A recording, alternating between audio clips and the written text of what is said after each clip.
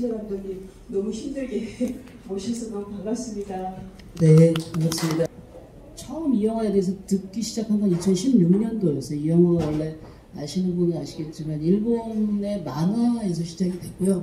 처음에 이제 저는 일본 영화를 보고 이걸 한국에서 만들 수 있을까? 굉장히 조금 회의적이었어요. 왜냐면은 일본 영화 혹시 보신 분은 알겠지만 일본색이 너무 강한 영화고 또 이게 관객이 많이 들 수 있을 거라는 확신이 없었어요. 처음에는 사실 거절을 했었어요. 그러다가 제가 이제 결심을 하게 된 게 그 당시 2016년 한국 영화가 뭐 아수라, 뭐 마녀, 뭐 이런 식으로 그 굉장히 잔인하고 폭력적인 영화들이 많았어요. 막 보면은 막 피가 난무하고 막 그래서 막 100억짜리 들여서 저렇게 피바다를 봐야 되나? 막 이런 생각이 들고 한국의 젊은 친구들이 너무나 경쟁에 시달리고 너무 힘들게 살고 있어서 그래 뭐 흥행과 상관없이 뭔가 젊은이들에게 조금 한 템포 쉬어가면서 좀 천천히 가도 된다 이런 위로를 전해줄 수 있을 거라고 생각을 하고 이제 오케이를 했고 시작은 그렇게 됐습니다.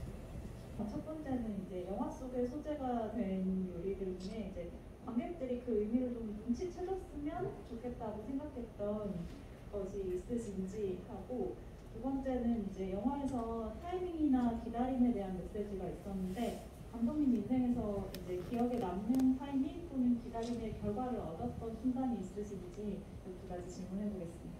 이제 저기 나온 요리가 이제 요리 가지수로 치면 한 16가지인데 예를 들어서 뭐 엄마하고의 어떤 기억 상기시켜주는 뭐 그런 거라든지 친구들하고의 어떤 관계를 좀 좋게 하기 위한 뭐 예를 들어서 떡볶이나 뭐 막걸리 같은 거는 좀 그런 의미가 있고 나머지는 뭐 조금 더 이렇게 단순하게 뭐 그냥 그 주변에서 나는 뭐 그런 건데 아무래도 요리라기보다 가장 의미적으로 많은 거를 내포하고 있는 거는 중간에 여름 장면에 그 은솔이 씨가 김태희 씨랑 앉아가지고 이렇게 토마토를 먹으면서 뭐 얘기하는 이게 이제 던져도 내년에 싹이 나오고 그다음에 이제 뭐 아빠가 보고 싶어 하니까 이렇게 말 돌리고 뭐 이렇게 하는 거기 좀 영화의 주제와랑 관계된 음식인 것 같아요.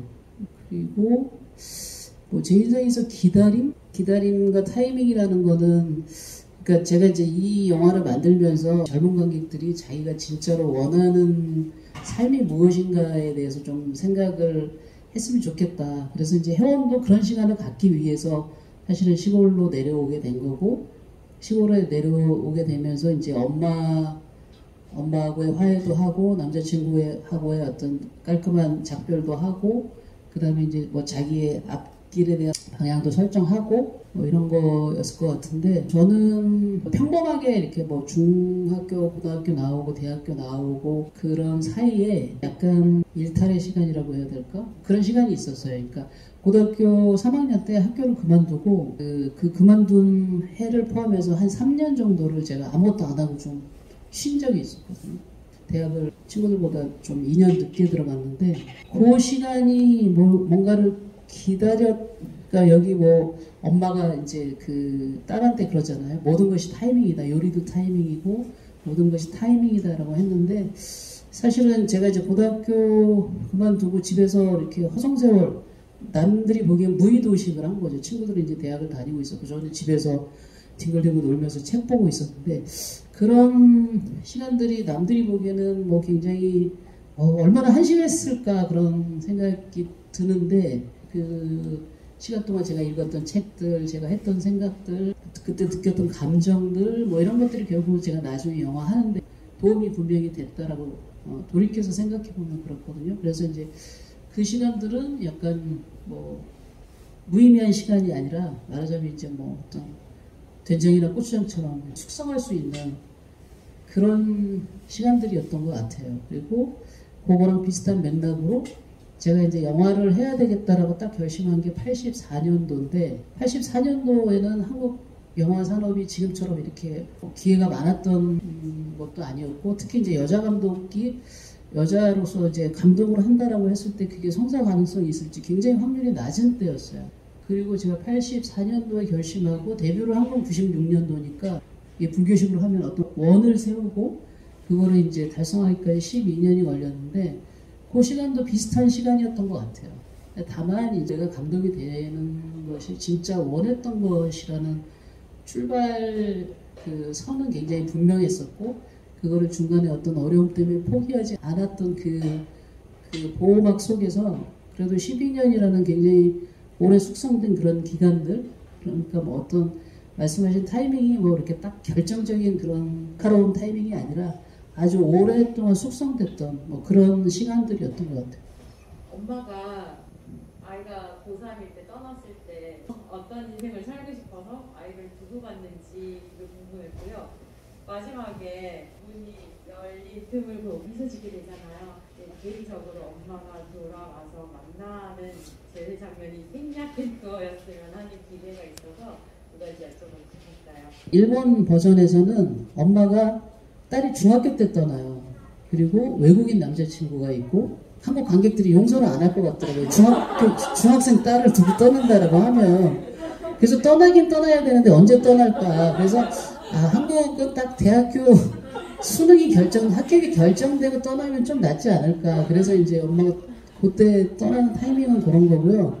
엄마가 떠나는 이유는 이제 거기 엄마 편지에도 나오지만 사실 엄마도 엄마의 인생이 있는 거죠. 남편이 죽고 자기의 인생이 있는데 딸을 중심을 갖고 키우려고 어느 정도 시간 투자를 하고 그 다음에 이제 엄마가 어디론가 자신의 새로운 인생을 하기 위해서 떠난다. 엄마가 자신의 인생을 엄마도 살고 싶어서 독립적으로 떠난다. 뭐 이런 설정이었고 마지막에 그것도 이제 뭐 딱 엄마인지 제아인지 도둑인지 아무도 모르지만 그냥 뭐 직접 말을 하진 않지만 아마 엄마일 것이다 라는 게 이제 대부분의 관객이 생각하시는 거고 저도 이제 그렇기 때문에 혜원이 이제 표정이 좀 굉장히 유난히 좀 밝았던 거고 설사 엄마라고 하더라도 엄마가 뭐 아주 돌아온 것일 수도 있고 잠깐 들린 걸 수도 있고 그러나 아마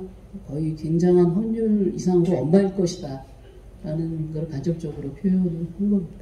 애와 사람과의 관계가 좀 어떻게 비춰졌으면 좋겠다라고 혹시 의도하신 게 있으신지 또 그런 장면들이 잘 만들어졌는지 여쭤보고 싶습니다.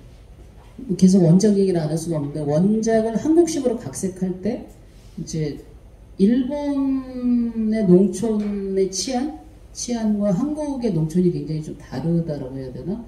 일본은 뭔가 이렇게 여자가 혼자 살아도 우체부가 막 수시로 드나들고 뭐 이래도 뭐 하나도 불안한 마음이 안 드는데 한국은 젊은 여자 혼자서 이렇게 농촌에서 막 대문도 없는데 산다라고 하면 관객들이 굉장히 불안할 것 같은 거예요. 그래서 뭔가 안전장치를 좀 심어놓자. 그래서 이제 가까운 곳에 고모가 살고 친구들이 수시로 드나들고 마당에 진돗개가 한 마리 있으면은 조금 덜 무섭지 않을까.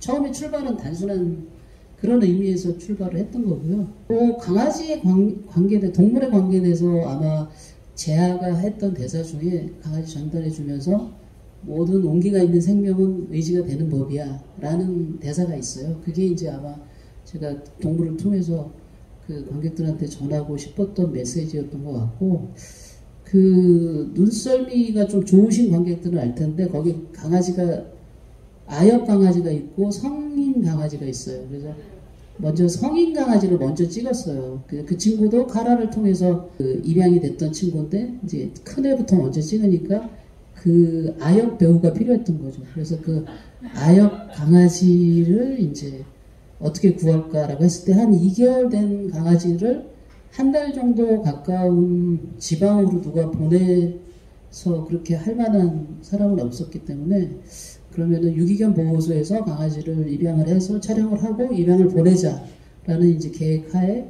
유기견 보호소에서 이제 어린 오구를 데려다가 촬영을 했고, 근데 이제 촬영을 하면서 이제 저희 PD가 그 오구를 어쩔 수 없이 이제 계속 돌봐야 됐는데 돌보다 정이 들어가지고 촬영 끝나고 입양했고 지금 잘 살고 있습니다. 장면이 너무 아름답고 평온해서 혹시 촬영지를 선택하시게 된 어떤 이유나 그런 게 있을지 하나 궁금하고요. 제가 생각하는 시골 생활은 좀 더 공동체적이고 좀 마을적인 문화가 강하다고 생각이 되는데 제 생각보다 훨씬 영화에서 되게 개인적이고 좀 개인의 삶이 많이 좀 존중되는 그런 삶이라고 좀 보여졌어요. 그래서 그런 걸 좀 의도하시고 만드신 건지, 그리고 친구랑 싸웠던 장면이나 아니면 왕따를 당하고 딸이 돌아왔을 때 엄마가 뭔가 위로를 해주지 않아서 뭔가 그걸 되게 속상해하는 게 되게 인상이 깊었거든요. 그런 걸 보면서 이제 혹시 감독님께서 생각하실 위로가 어떤 것인지 좀 궁금했습니다. 그 촬영지는 경상북도 군위라는 곳인데요. 할머니 할아버지밖에 안 계시는 뭐 그런 마을이에요. 그 제가 찾고 싶었던 집이 딱 요 지금 영화 속에 있었던 그런 집인데 마을이 좀 이뻤으면 좋겠고 여기 뭐 아주 드라마틱한 어떤 그런 사건이 별로 안 나오기 때문에 봄, 여름, 가을, 겨울이 다 예뻤으면 좋겠다라는 생각이 있었는데 뭐 전국을 한 석 달을 뒤졌는데 못 찾아가지고 이제 마지막에 그럼 세트를 지어야 되겠다라고 결심할 즈음에 이제 저 집을 찾아서 실제 집을 찾아서 이제 방치된 집을 저희가 리모델링해서 찍었고요. 지금 저희가 2017년도에 촬영을 했기 때문에 지금 5년이 넘었는데 아직도 거기는 지금 관광지로 프로젝트 좋아했던 관객들이 꾸준히 찾아가는 그런 관광지가 됐던 것 같아요. 이 한국 버전에 제가 관점을 뒀던 거는 친구들 사이의 어떤 관계라든지 사람들 사이의 어떤 관계에 오히려 더 매진을 했는데 제가 이 영화 마무리를 굉장히 고민을 많이 했어요. 뭔가 외지에서 이사를 들어오고 새 친구들이 마을회관 같은 데서 이렇게 마을 잔치를 하는데 할머니 할아버지들한테 음식을 나르다 주고 그 마을 사람들이랑 어울리고 이런 엔딩. 그래서 카메라가 드론으로 떠가지고 그걸 멀리서 이렇게 부광으로 보여준다 이렇게 제가 시나리오를 썼었는데 저희 이제 같이 일하는 친구들이 20, 30대 여자 친구들이 되게 많았거든요. 그랬더니 그 친구들이 다 반대를 하면서 무슨 6시 내 고향 6시 내 고향 찍냐 이건 절대 안 된다라고 하면서 이거는 20, 30대 여성의 취향이다라는 거를 생각을 했어요. 그래서 예를 들어서 뭐 식기라든지 음식의 그런 플레이팅이라든지 뭐 이런 것들 굉장히 신경 많이 썼거든요. 무슨 시골에 막 무슨 치즈 플레이터가 있고 막 무슨 뭐 가쪼옷이 뭐 저희가 있고 그렇게 얘기하시는 분들도 많은데 사실은 뭐 그렇다고 해서 시골에 산다고 맨날 청국장 끓여 먹고 뭐 된장찌개 끓이고 이렇게 하기보다는 조금 사실하고 리얼리티가 그 저희 PD가 그 질문에 가장 재밌는 대답을 한 게 시골에도 인터넷은 있습니다. 인터넷으로 구매했다고. 한국 현재 여자 관객들의 요구나 어떤 감성에 많이 맞췄고 그래서 이제 조금 그런 어떤 전통적인 그런 느낌의 표현이 좀 자제를 했던 것 같고요.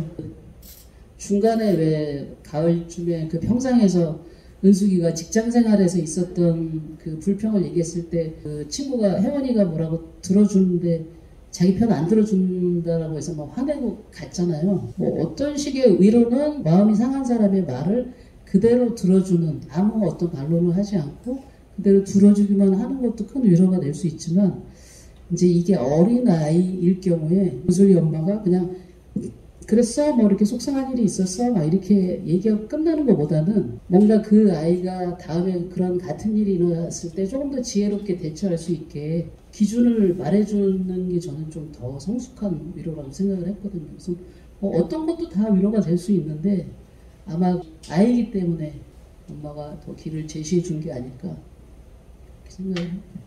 근데 하나 궁금한 게 아까 일본 스타일에서 뺏기 위해서 뭘 뺀다 했더니 에로틱한 부분, 여성의 어떤 성적인 측면이 드러나는 것들을 뺐다는 생각이 들었어요. 여성에게 있어서 그런 것들을 뺀다는 거 그게 한국적일 것이라고 생각하는 거. 그럼 한국 스타일로 그런 것들 인간 여성의 욕망 같은 거 표현할 수 있는 방법이 없을까? 문득 고민이네요. 그런 고민을 안 하셨는지. 거기에서 혹시 에로티즘을 표현하고 싶은 부분이 있는데 그걸 못 봤다, 놓쳤다 뭐 이런 게 있는지 궁금했어요. 그러니까 뭐 일본 버전은 뭐또 엄마도 굉장히 자유롭게 연애를 하고 이 친구도 이제 뭐 후배랑 뭐 나중에 뭐 결혼하고 뭐 이런 게 있잖아요. 한국은 약간 썸이라고 하나? 그 정도 수준에서 멈추는데 사실 이 영화를 보고 또 비판하는 사람들은 또 그런 부분을 얘기하시는 분들도 있어요. 아니 지금 한국의 농촌이 얼마나 살기가 힘든데 저렇게 그냥 좋은 것만 그리냐. 이주 노동자가 얼마나 많고 너무 이렇게 표백되고 미화해서 농촌을 그렸다라고 이렇게 표현하시는 분도 있는데 뭐 영화라는 거는 모든 관점과 그 시점을 다 그리긴 되게 어려운 것 같아요.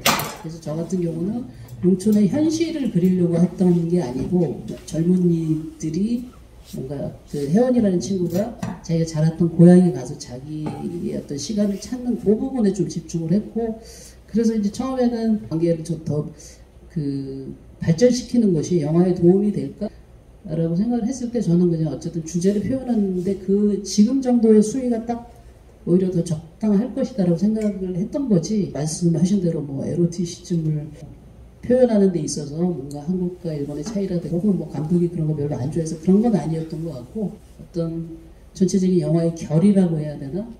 그런 그 수위를 맞추는 작업이었던 것 같습니다.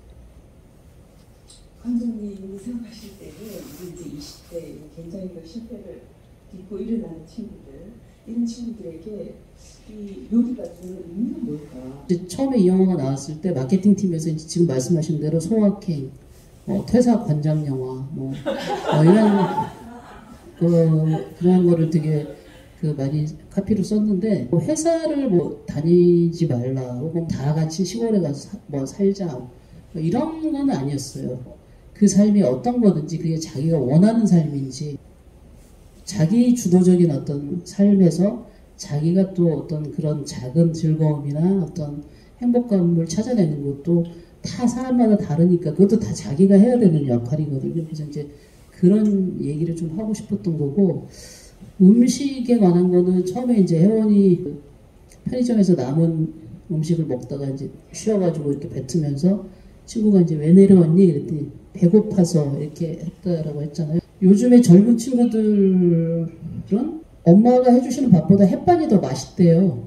아주 어렸을 때부터 그것만 많이 익숙하니까 아마 그게 더 익숙한 맛이겠죠. 그리고 뭔가 편의점에서 먹는 전자오븐에 익혀 먹는 레트로 음식들이 젊은 친구들이 굉장히 맛있대요. 저는 맛이 없는데. 그래서 그런 인스턴트 음식들이 굉장히 건강에 좋지 않고 계속 허기 가지고 뭔가 이렇게 음식의 어떤 본질을 잡아내는 건 아니기 때문에 이 영화에서처럼 모든 음식을 내가 길러가지고 직접 재배해서 먹으라는 그 정도까지는 아니지만 적어도 나를 위해서 혹은 친구를 위해서 가족을 위해서 뭔가 시간을 들여서 그 요리를 하는 과정 속에서 그 사람을 생각할 수 있고 같이 먹으면서 또 뭔가 그 사람과의 어떤 진지한 시간을 가질 수 있고 그런 것들의 중요성에 대해서 좀 제가 얘기를 하고 싶었던 것 같고 2018년도에 개봉했을 때 그 관객들 중에 이제 되게 많은 리액션 중에 하나가 저는 이 영화를 보고 집에 가는 길에 회사에서 집에 가는 길에 슈퍼에서 들려서 뭔가 음식 식재료를 사가지고 거기 나오는 배추전이라든지 수제비라든지 이런 거를 해먹어 봤어요. 저를 위해서 요리를 해봤어요. 이런 리액션들이 되게 많았는데 그게 좀 제가 제일 원했던 것들이었던 것 같아요. 이집트를 갔다 왔는데 리틀 포레스트를 상영을 했어요. 그래서 이집트 관객들하고 대화를 했는데 이집트 관객이 그런 얘기를 하더라고요. 왜 한국 드라마나 한국 영화에는 밥 먹는 장면이 그렇게 많이 나오냐. 니네들한테 밥은 뭐냐. 저도 이제 대답하면서 생각을 한 건데 그냥 늘 하는 말이 밥 먹었냐. 밥 먹어라. 밥 먹고 가라. 한국 사람에게 밥이라는 음식을 먹는다라는 거는 뭔가 가족이든 친지든 간에 인간관계에 있어서 굉장히 중요한 행위인 것 같다. 좀 유난히 좀 더 그런 것 같아요. 리틀 포레스트도 그래서 먹는 행위를 통해서 이제 모든 이렇게 막혀있는 관계라든지 이런 것들이 다 이렇게 뚫려지고 조금 더 돈독해지고 이런 것 같습니다. 따로 경제적 거리 활동이 없는데 생활을 하고 있는 거고 은연중에 뭔가 농사를 지어서 그걸 팔아서 경제 활동을 하는 건가? 라는 생각도 좀 드는데 저 친구들은 먹고는 있는 것 같은데 실제 우리가 뭐 먹고 살지? 라는 관점 속에서 우리는 어떤 대답을 해줄 수 있을까? 아까 말씀하셨듯이 청년들이 조금 지치고 힘들 때 내려와서 배고파서 내려왔어 라고 하는 시간들을 보내고 있지만 근데 실제 현실에서는 좀 어려운 것 같거든요. 이 영화를 통해서 젊은 청년들에게 감독님의 목소리로 좀 전하고 싶은 메시지나 느꼈으면 하는 그런 메시지가 있는지 하나고요. 두 번째는 앞서 이제 일본 영화 원작과 계속 말씀을 나누셨잖아요. 아무래도 원작이 있다 보면 큰 틀에서 벗어날 수는 없을 것 같긴 하는데 그래도 이 부분만큼 나는 좀 더 한국적인 것 혹은 내가 좀 의도한 원작과는 다른 선을 좀 지키고 싶었던 게 있다면 그것도 한번 말씀 좀 듣고 싶습니다. 네. 이 영화를 개봉하고 제가 예상치 못한 반응이 하나 있었는데 회원을 부러워하는 사람들, 관객들이 있었어. 쟤는 그래도 집이 있네? 그 부분은 제가 전혀 생각을 못 했거든요. 1년 정도 이제 거기 와 있었다는 회원은 무슨 돈으로 했을까라고 했을 때 서울에서 아르바이트를 했으니까 뭐 아르바이트 한 돈으로 서울에서 월세 내고 뭐 학원비 내고 빠듯했겠지만 그래도 어느 정도 단돈 뭐 100만 원, 200만 원이라도 뭐 저축이 있었을 수 있고 그리고 이제 시골에서 사는 게 뭐 특별하게 뭐 돈이 많이 들어가지는 않거든요. 거기는 만약에 계속 회원이 거기서 몇십 년을 산다라고 하면 그런 식으로 사는 게 굉장히 힘들겠지만 1년 정도는 뭐 충분히 버틸 수 있지 않을까. 중간에 또 서울에 가서 또 다시 아르바이트를 하고 이런 것들이 영구한 어떤 해결책은 될 수 있지 않겠지만 본인이 어떤 자신의 진로라든지 방향을 찾기까지 어떤 그런 뭐 일시적인 지원은 되지 않을까. 뭐 그 정도로 이해해 주시면 될 것 같고 일본 영화에서는 제일 중요한 거는 요리법이었어요. 이 레시피가 일본 영화에서 더 중요한 거라고 한다라면 저는 이제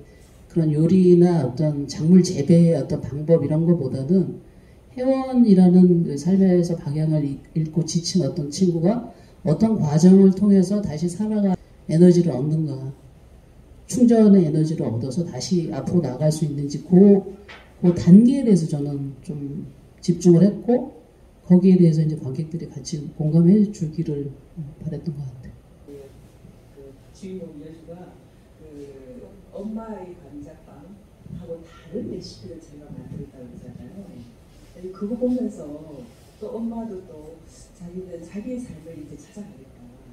너는 이제 이만큼 컸으니까. 그래서 굉장히 여전히 주체적이고 아주 그야말로 건강한 자아를 가지고 있는 걸 보면서 굉장히 감동받았는데 혹시 그거는 감독님께서 의도하신 건지 나만의 리틀 포레스트를 찾는 거고 이제 결국은 엄마하고 화해를 하지만 엄마를 극복하는 거죠. 엄마를 인정하고 나는 나의 삶을 사는 거라서 레시피를 엄마하고 다르게 나만의 감자빵을 만드는 또 나만의 인생을 만들어가는 그런 의미로. 그래서 이 여성 감독 영화가 특히 우리들에게 많은 힘을 준 것 같습니다. 우체부 아저씨 나오는 씬이 떠난 어머니의 편지를 가져오는 것도 굉장히 어떤 의미가 있을 것 같은데 그 우체부 아저씨가 건네는 메시지가 되게 짧지만 너는 편지를 읽지 않을 자유가 있어. 근데 난 이게 숙명이라고 하잖아요. 근데 이 김대리 씨는 이 캐릭터는 사실 직업으로 가져본 적이 아직 없고 알바생이었을 뿐이고 이거는 자유와 아닌 것의 차이인 거고 우체부 아저씨는 사실은 직업인으로서의 사명과 소명을 얘기하시는 거라서 사실 백수 입장에서는 부러울 수도 있는 부분이거든요. 그래서 그런 부분 혹시 의도하신 거나 의미가 있으신지 궁금합니다. 감독은 아무 생각 없이 했는데 관객분들이 굉장히 의미를 깊게 부여하시는 경우가 많아요.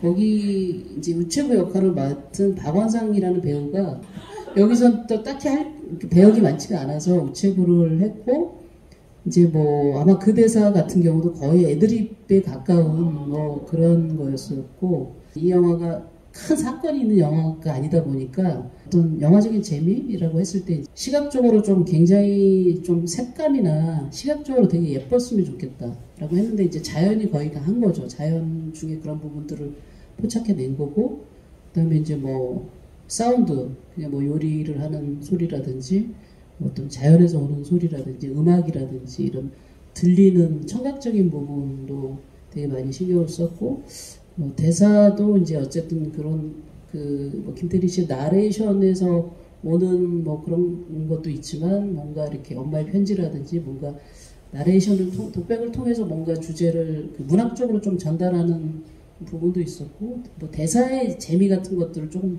추구하기도 했어요. 그래서 이거는 외국 관객 번역할 수도 없고 외국 관객들이 이해 못하는 대사인데 고모는 고모다 이모가 아니다. 이런 거는 번역이 안 되더라고요. 20, 30대들이 좀 지루함을 좀 덜 느끼고 이렇게 계속 이어갈 수 있는 그런 장치들 중에 하나여서 아마 우체국 대사도 그런 말장난 비슷한 뭐 약간 그런 거. 마지막으로 우리 감독님께서 앞으로 어떤 영화를 좀 만들 계획을 가지고 계신지 어떻게 또 우리 관객들하고 만나고 싶으신지 한번 여쭙겠습니다.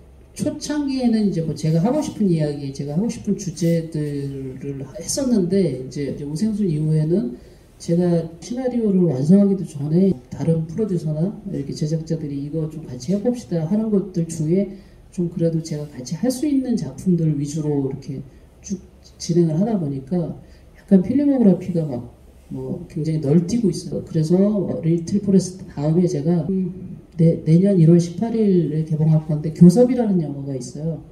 홍정민하고 현빈이라는 배우가 같이 찍었는데 2007년도에 아프가니스탄에 선교하러 갔다가 탈레반한테 납치됐던 샘물교의 그 이야기거든요. 아프가니스탄에 가서 찍을 수가 없어서 이제 2020년도에 요르단에 가서 찍었는데 코로나 때문에 이제 개봉을 못 하고 있다가 이제 다음 달에 개봉을 하거든요. 교섭이라는 작품이고요. 개봉하면 관심 가져주시고 그 다음에 이제 다음에는 드라마를 시리즈를 하게 될 것 같습니다. 예, 교섭, 기대에 말지 않습니다. 많은 홍보 좀 부탁드리고요. 그리고 오늘 우리 인드라마의 세상에서 만나는 앵커 페미니즘 1강부터 4강까지 우리 강좌 그리고 오늘 이렇게 영화 감독님과 함께 영화도 보면서 많은 이야기를 나눌 수 있었습니다. 늦은 시간까지 함께 해주셔서 감사하고 감독님 함께 해주신 감독님 다시 한번 큰 박수 부탁드립니다. 네, 감사합니다.